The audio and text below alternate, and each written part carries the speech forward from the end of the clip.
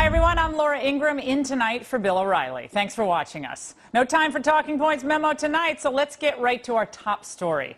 The left opens up a new line of attack against those opposed to the proposed mosque near Ground Zero. New York City Mayor Michael Bloomberg led the charge, demonizing mosque opponents by questioning their motives. Take a look.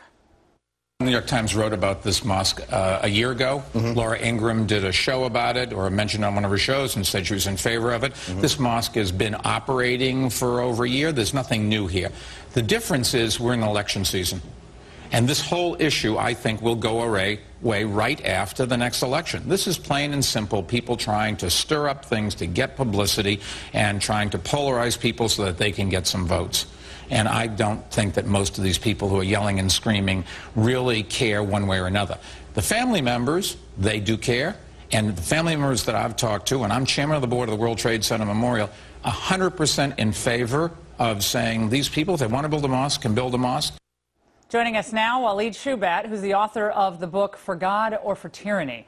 And from Washington, Reverend Barry Lynn, the executive director of Americans United for Separation of Church and State. Now, I thoroughly enjoyed watching the mayor on Stewart last night. We asked him to come on tonight, but he was golfing, I think, with President Obama, so he couldn't make it.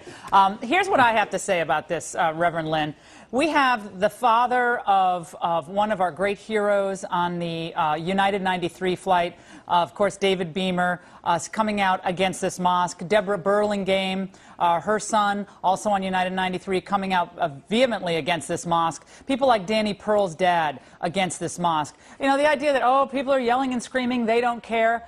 We do deeply care. We happen to deeply disagree. And the demonizing of the opposition is such a classic, old, tired tactic of the left here. It's deeply offensive to people, and I think it's backfiring, Barry. Oh, I don't think it's backfiring at all. I think that what the mayor said is absolutely right. He did not say that no one has a legitimate grievance, that Mrs. Beamer, for example, isn't herself concerned about it. He's talking about how this has become a national phenomenon with the purpose not just of demonizing those who would create the mosque in New York City or rebuild it, build it bigger, build it around an Islamic center, but also the people who are objecting to mosques being built in Chicago, to being built in Temecula, California, Murfreesboro, Tennessee.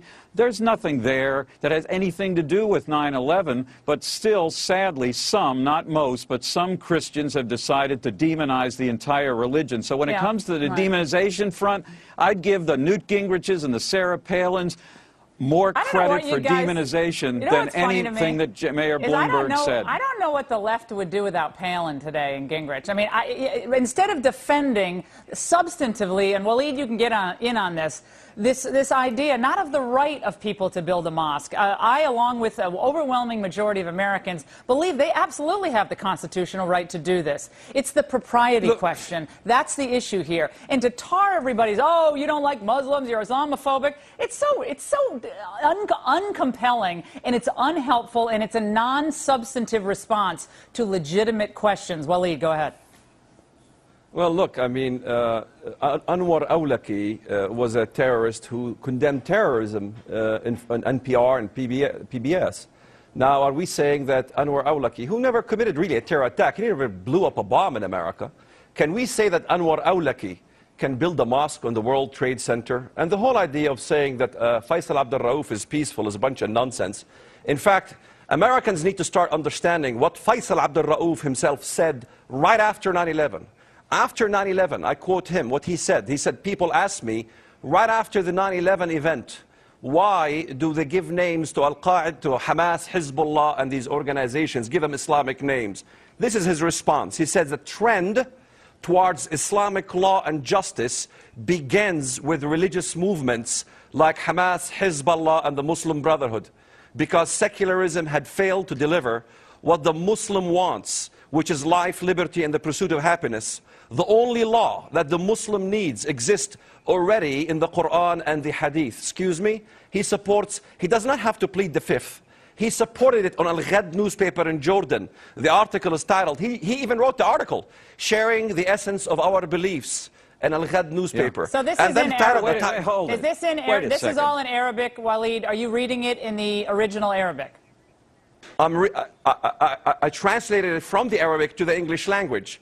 This is why Americans don't see what this guy says in the Arabic language. This is not only one statement. You can see it on Hadi al-Islam, on Ahl al-Quran, on Al-Ghad newspaper, on the Al-Hurriya radio Egyptian. It's all over the place. I think the Reverend does not look at the Arabic. Barry, I don't even know he knows Barry, how Barry, I have a question. Again, Yeah, getting it back to substance in the debate here, the real crux of this debate is that folks have a level of distrust or discomfort about this. Wouldn't it be great if this imam, when he came back from his Middle East tour, he came back and actually had a real substantive discussion about some of these things he said, the blood on our hands, more so than Al-Qaeda, accessory to murder, questions about how he's going to raise all this money. Don't you think that would be helpful in order to encourage this level of understanding that I think you're in favor of? I am in favor of it. I think it would help a great deal if people like our other guest here would also acknowledge that in the very thing that he claims to have translated, he talks about the peaceful progress of Sharia. Well, good grief. I mean, are we supposed to be terrified now because a religious group that constitutes 1% of the people in America, and by the way, 1% of the Muslims in America, most of them don't even want Sharia law. I'm more terrified watching Piranha 3D last week than I am listening to this kind of a comment. He says it's peaceful. If we cannot deal, sir, with Imam Raoul here, if we cannot deal with him here, then what in the world do you want us to do in dealing with so-called moderate Islamic factions in Afghanistan and Iraq? If this gentleman is not moderate enough for you, then we better pull out of the Middle East do you right think now. There's any chance of Imam Raouf being a moderate who truly does want to remove extremist elements from Islam? Let us talk about Faisal Abdul Raouf and his moderation and his call for peace. I quote him verbatim. People need to use peaceful means to advise the governors and government institutions. There's your peaceful things. We also suggest to the governors and political institutions to consult Muslim religious institutions. Hold on a second here.